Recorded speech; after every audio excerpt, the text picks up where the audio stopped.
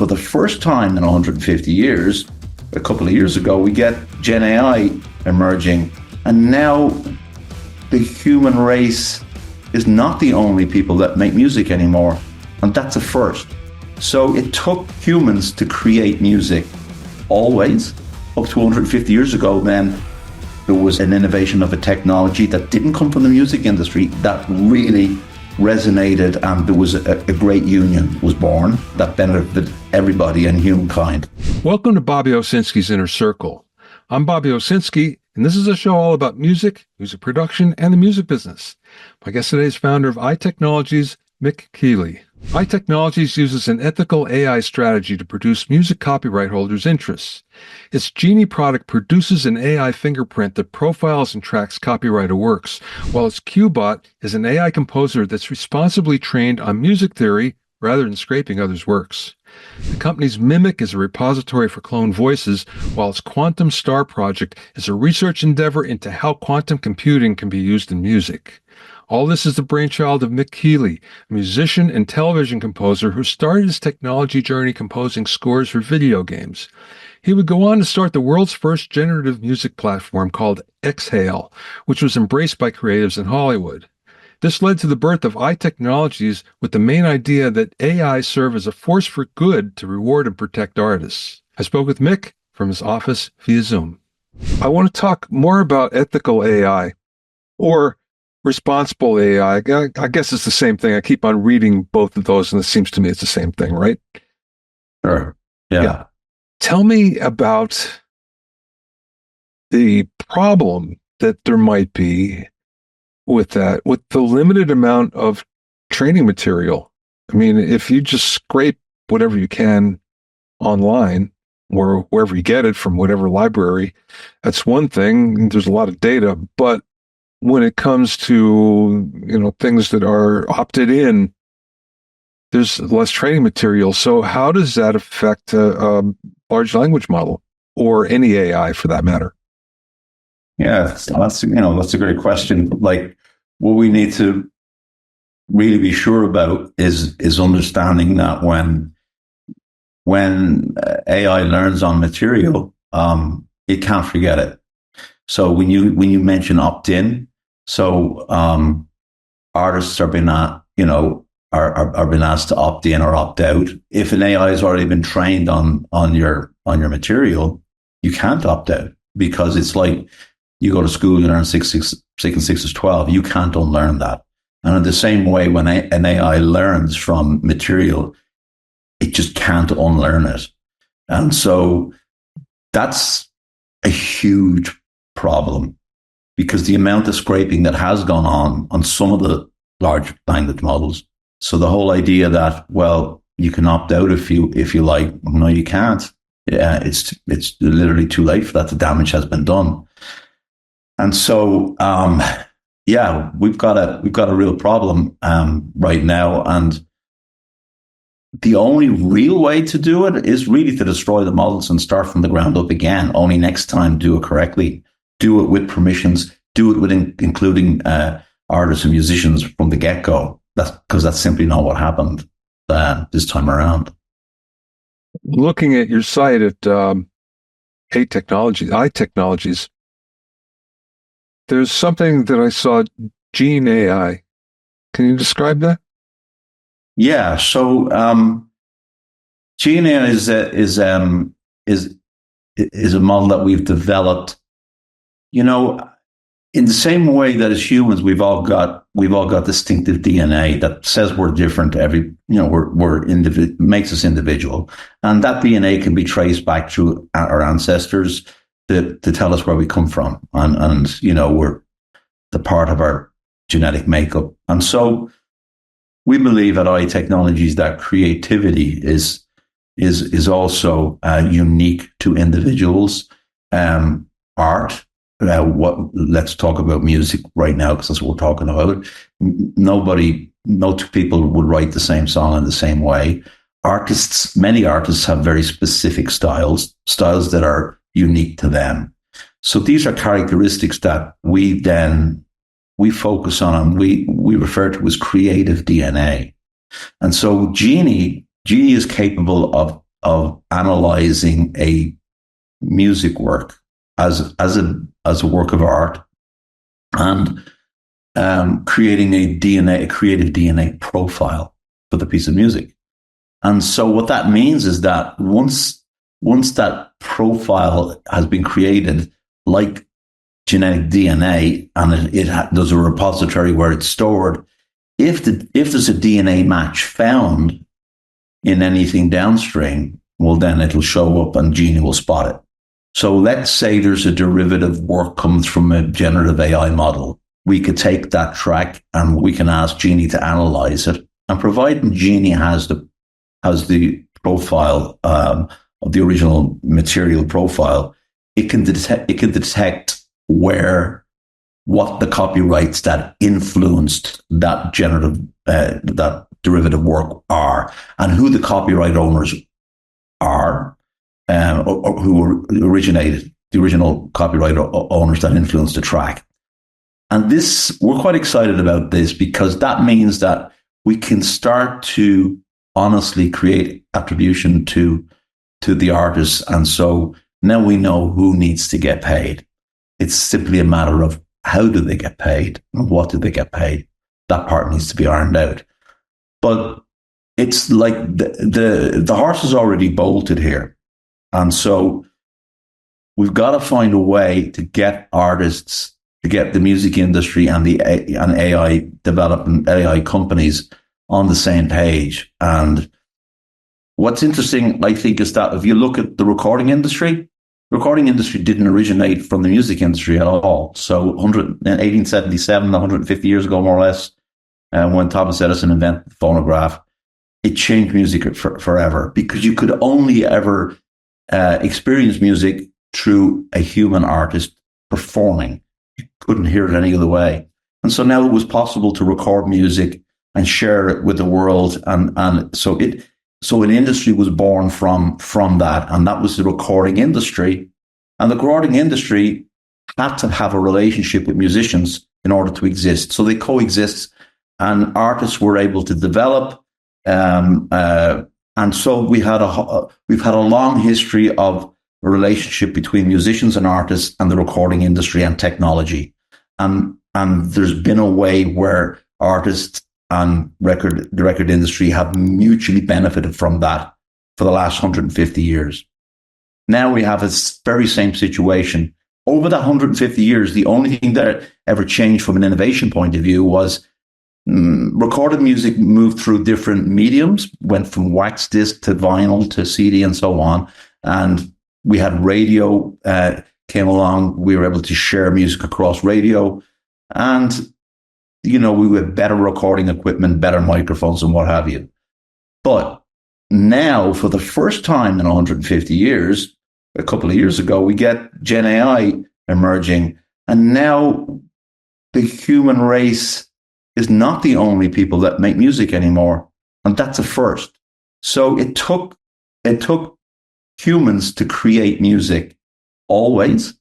Up to 150 years ago, then there was an innovation of a technology that didn't come from the music industry, but that really resonated, and there was a great union was born, and that benefited everybody and humankind.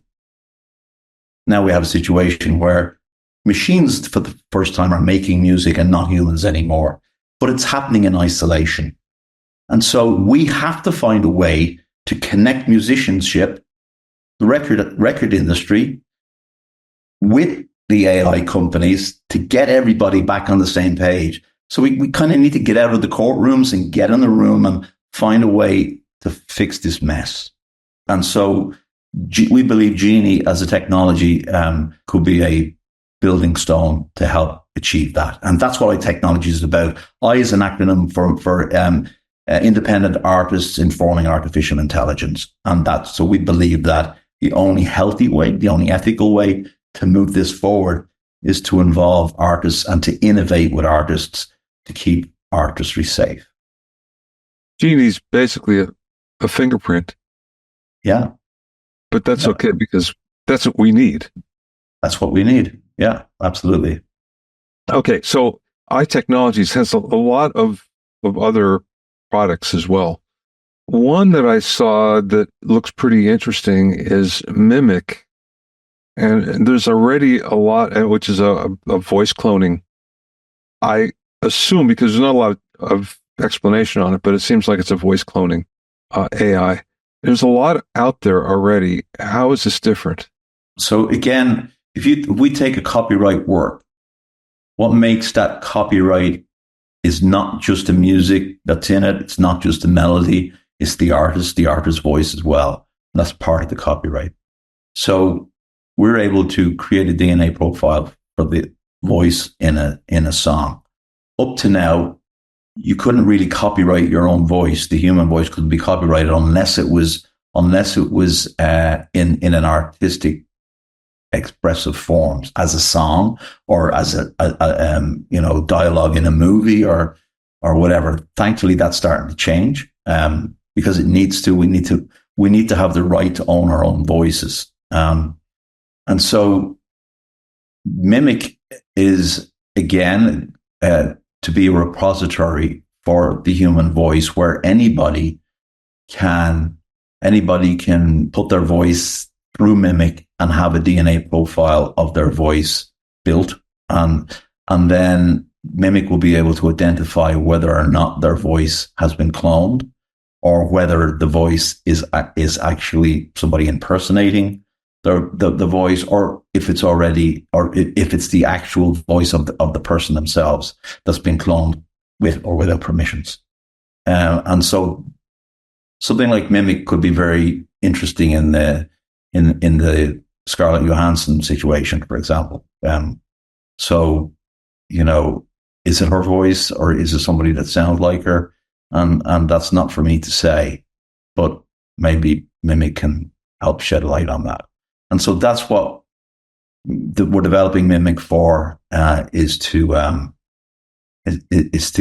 give people the right to protect their own voice, as well as Mimic being able to offer. If one thing important about our technologies is we build them when artists become involved and have either their musical works profiled, DNA profiled, or their voice DNA profiled, they also get to choose as to whether they permit their voice or their music to be used downstream in training.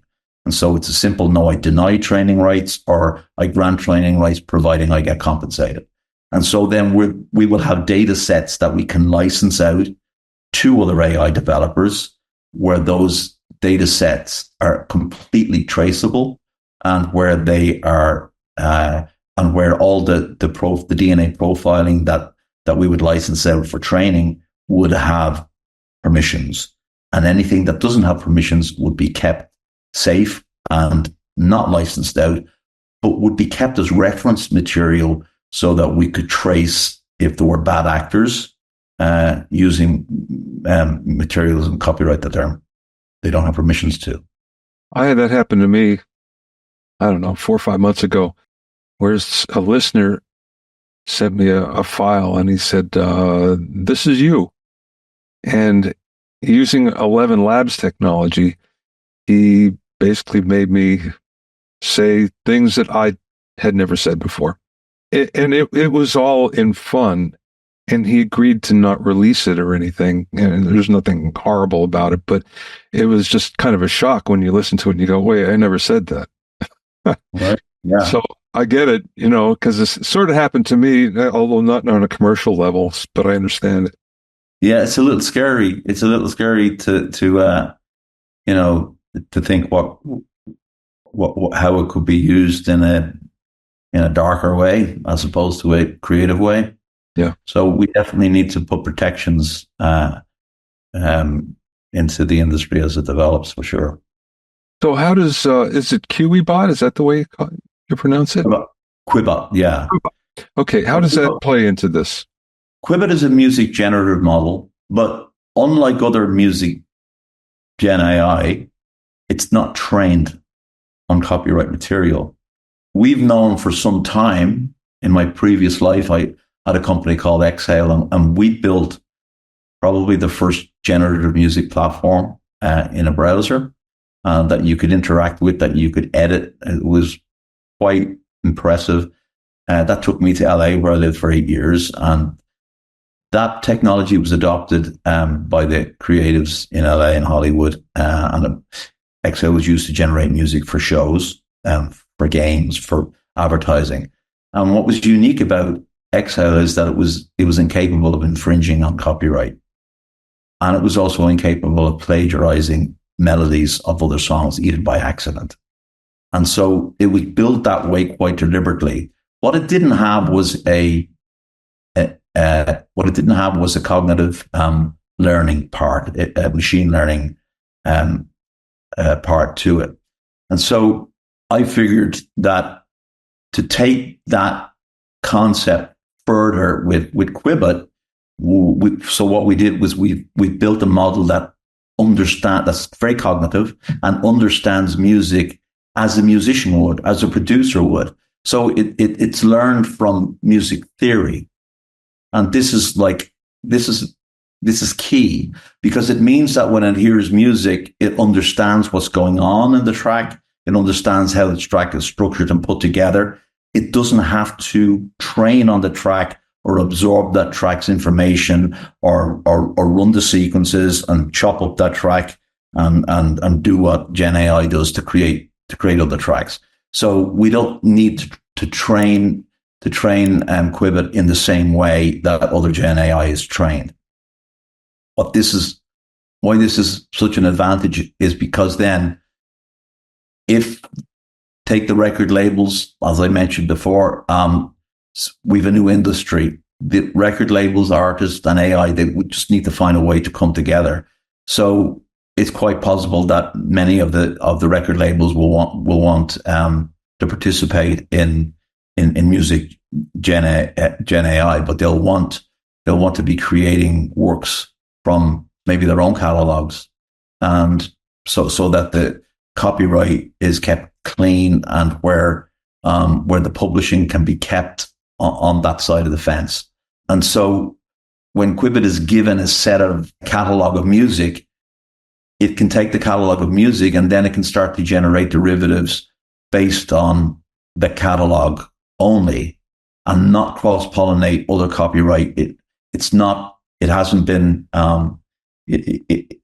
diluted by other copyright that the label doesn't own, for example. And also, even artists, maybe, you take some of the big bands that have been around like 30, 40 years, most of the recorded material they have is unreleased.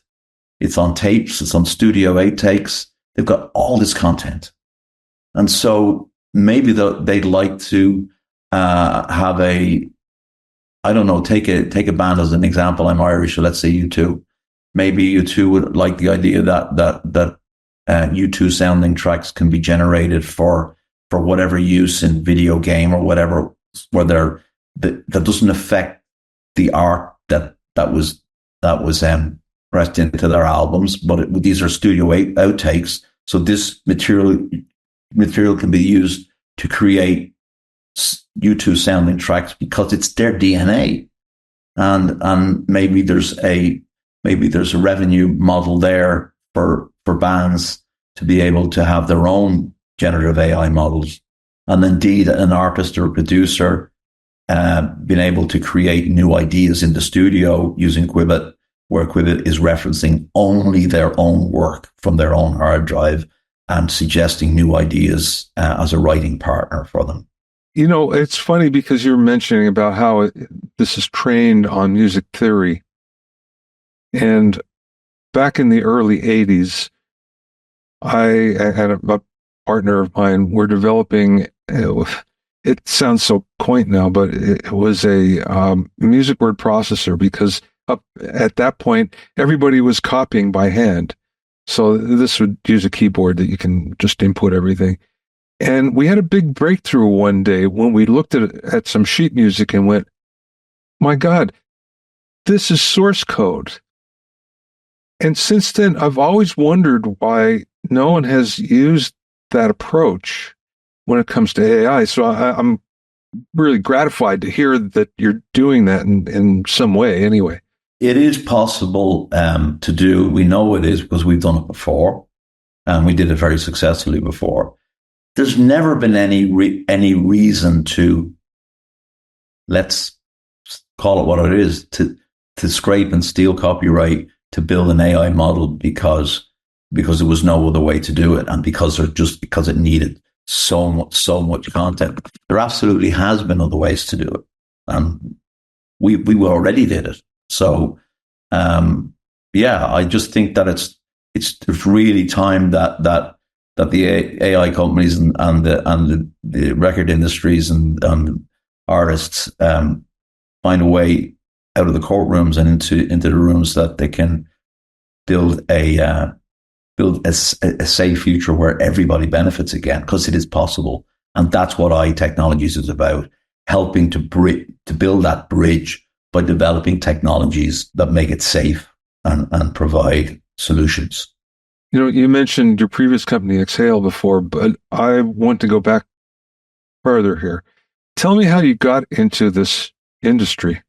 That's a great question. How did I get into the industry? It's like I didn't plan to. Something happened. There was an aha moment. So my background, I've been in bands all my life. I've been writing music for Irish television in my past as well, quite extensively. And then I started to write for publishing houses and libraries and stuff in the UK, and then in the US as well. And then I got into composing music for video games. And that was fascinating to me, because in the video game, depending on what a player does, the music has to emotionally support the action. And so there were engines developed that would help assemble music in real time, the stems of music, depending on what was happening. As an example, if it was a first person shooter, and if the player was sneaking through a level, well, then the music would play a certain amount of stems that were atmospheric and stuff. But if all of a sudden it broke into a big shootout, there was action, then it would start to play other stems where there'd be big drums hitting and brass swells or what have you. And this was fascinating to me. And so that started the concept for me to think, well, would it be possible to give musicians all around the world structures, templates to write to? So if you're in Australia and you're a guitar player, you're in London and you're a piano player, you're in Dublin, you're a bass player, and that's what you do, but you don't actually have, you don't compose full pieces of music. So you don't really get to participate in the world of composed music or sync music. But wouldn't it be amazing if because we all have studios on our laptop these days, wouldn't it be amazing if we could do what we do at home really well and just record bass parts or just record guitar parts? But if everybody's recording to set template structures, then when we start to combine these stems together, would they work? And would they work without musicians even meeting each other? And so we started to experiment in that way and discovered that it worked very, very well. And that was the basis of which it was so exciting at the time when I started experimenting in this way. And I got a really good friend of mine who was a techie, and he built a little toy version of what was Exhale at the time, a first toy version that was able to assemble stems randomly, and everything worked. And it was amazing. And it was on the basis of this toy that I started the company, and then we raised funding and then built a more complex version of it in a browser at a time when the internet broadband was only giving us enough juice to interact with the web. So the timing was perfect, but the timing was way ahead of its time as well. Roll on 10 years to now, and we have generative AI. We have, so we have machines creating music as we did 10 years ago, but we were doing it ethically, we were doing it safely. And so that, to my point, that it could have been done that way now as well. And so that's how I got into it, kind of by accident. But I did realize that AI was coming as well.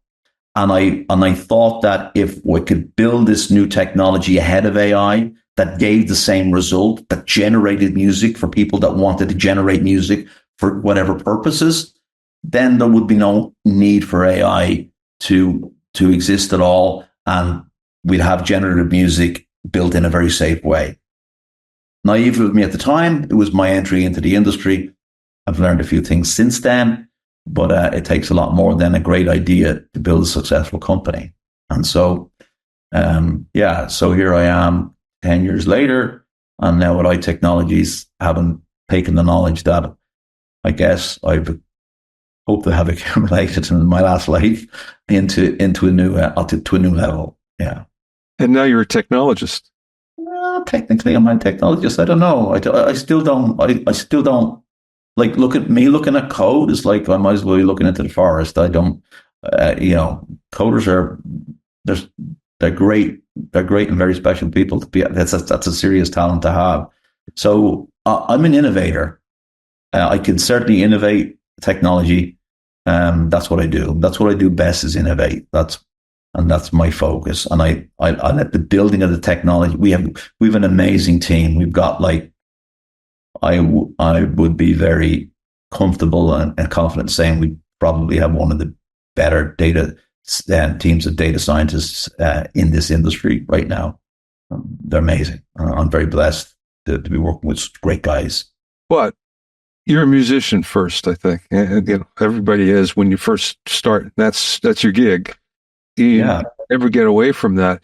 But I think here it's important because I do speak with a lot of tech execs, especially AI tech, and they're technologists first and music lovers maybe, but not musicians. There's a distinct difference there. And you couldn't build this unless you were a musician, from what I could tell. Absolutely agree. It gives you, I did have an insight that technologists and the data scientists don't have if they don't come from a strong musical background. And that's why it made sense. It's all math at the end of the day. Whether if you're a coder, you're a technologist, or a musician, it's all math, and it's just how you program the math. And building code is basically coding rules, and those rules can be do rules or don't rules. And so music theory is math. And so, it's all basically, it's all math. I'm passionate about music and always have been, which is why I'm very passionate about these projects. And I'm very excited at the possibilities and the contributions that hopefully iTechnologies can make to help build these bridges, because the industry is it's been pretty shook up right now with what's going on. I saw a Quantum Star project as well on your site. What is that exactly? So that's a research and development program. We're very lucky that we're probably the only developers in the industry, as certainly on the music side, that have access to a quantum computer. So we're doing some great experimentation there to see how we can leverage quantum computing to really help as well, and to innovate with it too. I haven't heard of anybody that had quantum computing at all. Jeez. No, only the big companies have have quantum computers, and no one else really has access to them outside of that right now.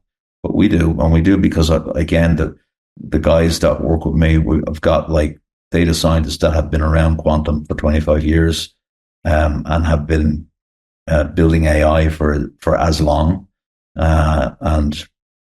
so they're very, very knowledgeable. And my tech partner in this, Francis Beechner, he's on the quantum board, on the European quantum board, and so he's got such deep connection in it. That was how we found our way to getting access to a quantum computer. So we're very excited about that too. Wow. So the Quantum Star project, it's a research and development project, but we're very proud to have that access, and we're excited to the possibilities that will lie ahead for iTechnologies to start bringing quantum based technologies into the music industry. That should be exciting. It seems to me it's a little ways off, until there's It's a something. little ways off, but it is a little ways off. But we want to put our flag in the ground here too, and say we're doing it because we are, and we'll see what comes, and yeah, I think exciting times ahead. Very cool, Mick. Last question, and thank you so much for your time today. I much enjoyed the conversation. Likewise, Bobby. What's the best piece of advice that someone imparted to you, or maybe you learned along the way during this journey? Follow your gut in what you're doing, even if others don't quite grasp what it is you're doing or trying to do. Don't be put off by that. It's amazing what you don't know until it shows up around the corner. I've often found myself, not understanding why I'm following a certain situation. And it might even appear in a business sense to be a disastrous situation. Like it maybe funding didn't come true or something. You're having to, and really struggling with that. Only to find out that if that funding had come from that particular area in that way, it would have actually been detrimental to the progress the company was able to make, the fact that the funding came from somewhere else, as an example. So, yeah, trust the process and, yeah, trust your gut. I think that's a good place to stop. Mick, thank you so much for your time. Thank you, Bobby. It's been a pleasure. Thanks for listening and being in my inner circle. Remember, if you have any questions or comments, you can send them to questions@BobbyOwsinski.com. You can also learn all about the latest in music, audio, and production news, and find out about openings for my latest online classes at BobbyOwsinski.com. This is Bobby Owsinski. I will see you next time.